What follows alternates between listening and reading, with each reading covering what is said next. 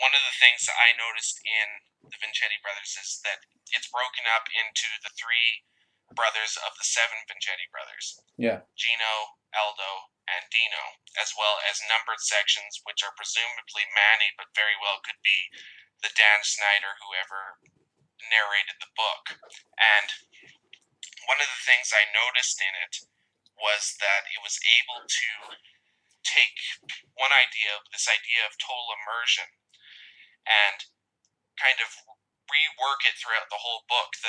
It begins with Paulie Maravelli is dead, and every idea springs from that idea. So I just wanted to start off with that and get your thoughts on total immersion, on how Vincetti evolves off Tumbleweeds, and anything else of your thoughts, and then we'll just go from there. Well, just so to set the stage, the New York Quartet or the 4M Quartet, because all the books are subtitled A Novel of Something. I believe Tumbleweeds is a novel of moods. Vincetti Brothers is a novel of minds. A Norwegian in the Family, the third book, is a novel of men. And then the fourth book, 64, is a novel of memories. So it's either the 4M Quartet or the New York Quartet.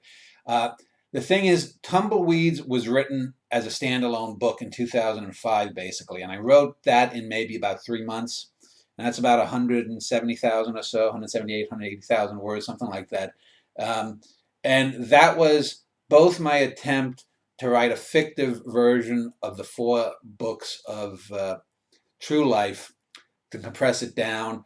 I also had a little bit of, I was trying to go a little bit for the poetic kind of stuff that Jessica sometimes does. Also, A Tree Grows in Brooklyn was an influence on that book. There's actually an incident that happened in my dad's real life in Tumbleweeds, where he's in the health department and he was going around in our neighborhood when they were giving shots to kids, which is almost duplicated in A Tree Grows in Brooklyn. So I didn't steal that from A Tree Grows in Brooklyn. That was just a natural happenstance. I steal lots of stuff, but I didn't steal that. Uh, and so it wasn't until about about 5 or 6 years later, rather, 2011, 2010, I watched the movie by Luchino Visconti called Rocco and His Brothers. Have you seen that one yet? I recommended it to you. I still have it in queue. Okay.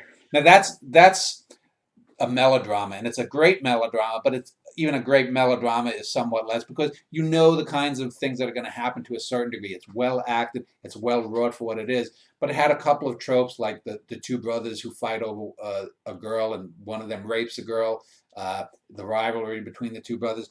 So that film basically focused on 2 of the 5 brothers in Rocco's family. Uh, I had known 3 brothers, Italian brothers in New York, and I wanted to make them the center of the book, but I wanted to give a little play. So I had 2 older brothers and 2 younger brothers who were twins. But Gino, Aldo, and Dino are based on 3 real brothers whose names actually began with those letters GAD.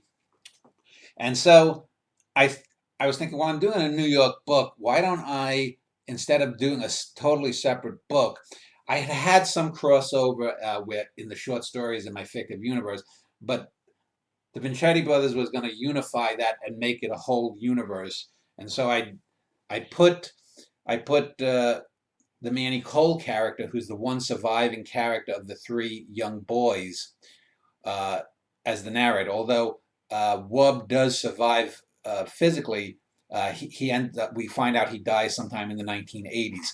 So there were three boys who were equivalent to 2 boys that I knew growing up. The Manny character, Manny Cole, as my de facto stand-in, then becomes the narrator of this book, and he goes back and forth, and he gets to the idea that he's part of a fiction, that he becomes sort of self-aware that he's a fictive character, whereas the other brothers, the Vincettis, are in their own world and they're not aware of this at all. And the middle brother Aldo is basically the same age as Manny. Manny is about 4 years older than me, born in 61, whereas I was born in 65. And it was doing this book, I initially thought I was going to have a book maybe a little bit longer than Tumbleweeds, maybe about 200,000. The length of Moby Dick is 215,000, so maybe that length. But as I was writing, I had done this book called the TVG 9,000, the short story that I had in one of my short story manuscripts uh, called the TVG 9000, and that was a very important short story because I did lengthier conversations that seemed, if you look at them on first glance, you might think they're aimless, but it's using whole conversations as sort of a literary technique, or even sometimes the way you use a